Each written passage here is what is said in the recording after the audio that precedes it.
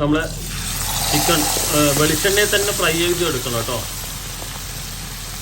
അപ്പോൾ ആ പൊടിയും കൂടെ കൂട്ടിയിട്ട് വെക്കണേ. തരാം തരാം തരാം തരാം. അത് മോൾക്കിട്ടു. ഒരു സ്പെഷ്യൽ ബീഫ് കേട്ടോ. അപ്പോൾ ഇതിന്റെ റെസിപ്പി ഞാനിപ്പോൾ ചെയ്തിട്ടില്ല. പിന്നീട് വേണമെങ്കിൽ ഷൂട്ടും ചെയ്തിട്ടില്ല. പിന്നീട് വേണമെങ്കിൽ അപ്ലോഡ് ചെയ്യാന്നുള്ളതാണ് എല്ലാവർക്കും വേണമെങ്കിൽ. ഹലോ, ഹായ്, ഞാൻ ഷമീം. ഇത് പറയുമ്പോൾ എന്റെ ചുറ്റുവട്ടത്ത് കുറച്ച് ആൾക്കാരുണ്ട്, അവരൊക്കെ ചിരിക്കുന്നുണ്ടാവും കേട്ടോ.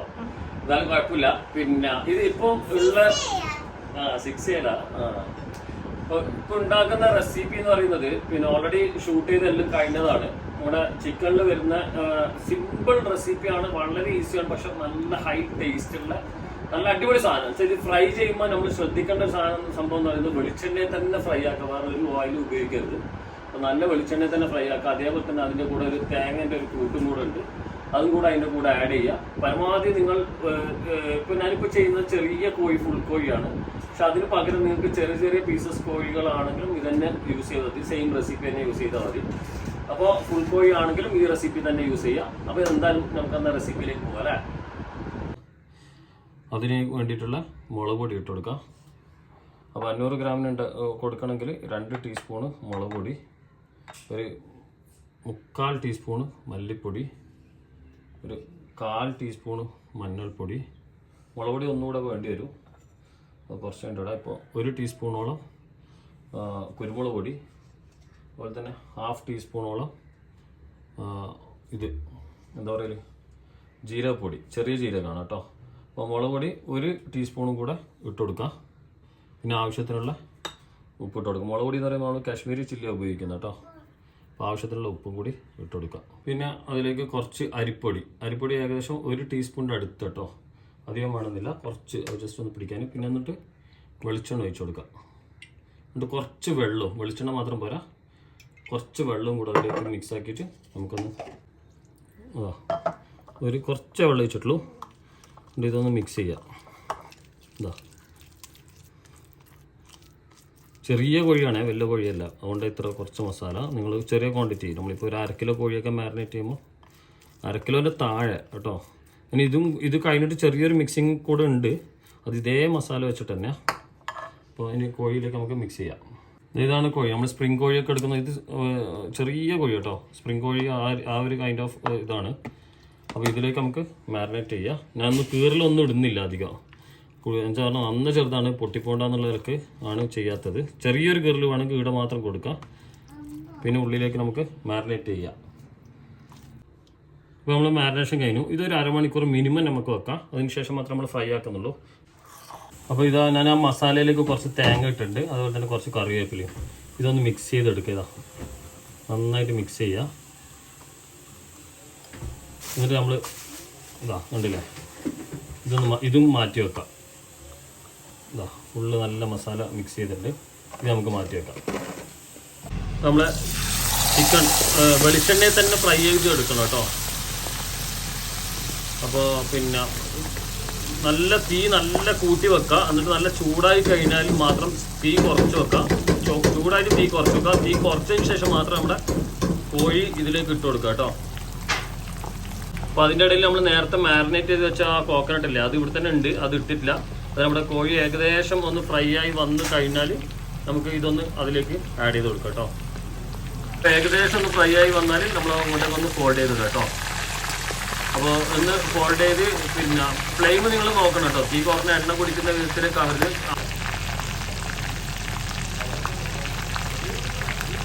നമ്മൾ ഏകദേശം ചിക്കൻ ഒരു 80% കുക്കായി വന്നു കഴിഞ്ഞാൽ നമ്മുടെ ആ തേങ്ങയുടെ മിക്സില്ലേ അതൊന്ന് അതിലേക്ക് ഇട്ട് കൊടുക്കാം. ഇപ്പോൾ നമ്മളെ ചിക്കൻ റെഡി ആയിട്ടുണ്ട്. അത് കണ്ട കംപ്ലീറ്റ്ലി നല്ല ഫ്രൈ ആയി വന്ന. ഇനി ഇതിൻ്റെ പൊടികൾ ഇതിൻ്റെ മുകളിലേക്ക് നമുക്ക് എടുക്കാം.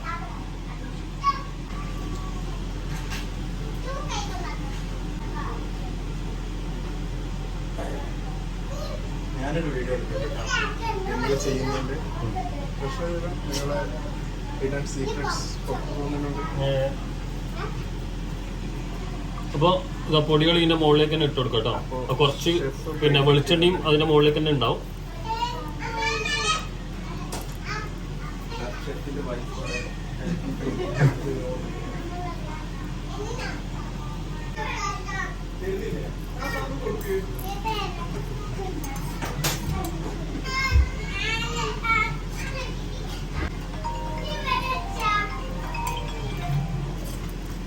ഹലോ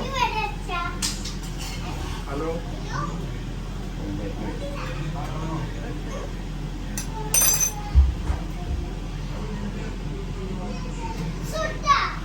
ആ പൊടിയും കൂടെ കൂട്ടിട്ട് വെക്കണേ. ഓക്കെ തരാം അത് മോൾക്കിട്ടു പോയിട്ട് ചാച്ചിന് വേണ്ടേ ചോറിടാൻ. ഷൂസ് എങ്ങനെയുണ്ട്? അതിന് ഇതാ പൊടി ആ പൊടിയും കൂടെ കൂട്ടിട്ട് വെക്കണം കേട്ടോ. ആ കൊറേടാ പൊടി വേണോ? ആ തേങ്ങ അത് ലാസ്റ്റ്, പിന്നെ ഏറ്റവും ലാസ്റ്റ് നമ്മുടെ ഫ്രൈ എടുക്കാൻ നേരത്ത് ഇടുന്ന ഒരു സാധനം. ജസ്റ്റ് തിരുവനന്തപുരം ഭാഗത്തൊക്കെ ഈ ചിക്കൻ ഫ്രൈന്റെ കൂടെ ഈ പൊടി ഉണ്ടാവും. കെത്തൽസിൽ അവിടെ ഒക്കെ ഉണ്ട്. അതെ അനുഷ പയ്യോളി ചിക്കൻ അതൊക്കെ വെളിച്ചെണ്ണ. അതുകൊണ്ട് വെളിച്ചെണ്ണയിൽ തന്നെ ഫ്രൈ ചെയ്ത് എടുക്കാൻ വേണ്ടി പറയുന്നു.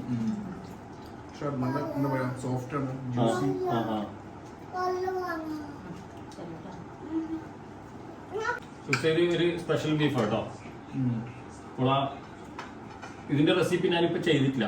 പിന്നീട് വേണമെങ്കിൽ ഷൂട്ടും ചെയ്തിട്ടില്ല. പിന്നീട് വേണമെങ്കിൽ അപ്ലോഡ് ചെയ്യാന്നുള്ളതാണ്. എല്ലാവർക്കും വേണമെങ്കിൽ ഇതിന്റെ കൂടെ കഴിക്കേണ്ട സാധനം അത് തന്നെയാണ് കേട്ടോ. ചപ്പാത്തി. എങ്ങനെയുണ്ട് ചിക്കൻ ഫ്രൈ? എങ്ങനെയുണ്ട് ചിക്കൻ? അടിപൊളി. അവര് തേങ്ങയും പൊടി എല്ലാം കൂട്ടിക്കുമ്പോൾ നല്ല സോഫ്റ്റ് ആണ്. എന്താ പറയാ, ഷോപ്പിൽ നിന്ന് കിട്ടുന്ന പോലെ അങ്ങനെ അങ്ങോട്ട് വലിഞ്ഞിട്ടില്ല. യൂസ് ചെയ്യാം. നല്ല ഉള്ളിലൊക്കെ കുക്ക്ഡ് ആയിട്ടുണ്ട്. ഇത് ബീഫ് അത് ചെയ്തിട്ടില്ല.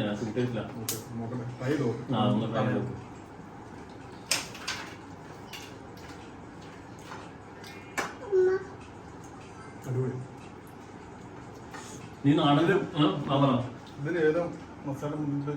എന്താ മുന്നിട്ട് ഇത് തോന്നുന്നത് എന്താണ്? കുരുമുളകും മല്ലിയും മാത്രമാണ്.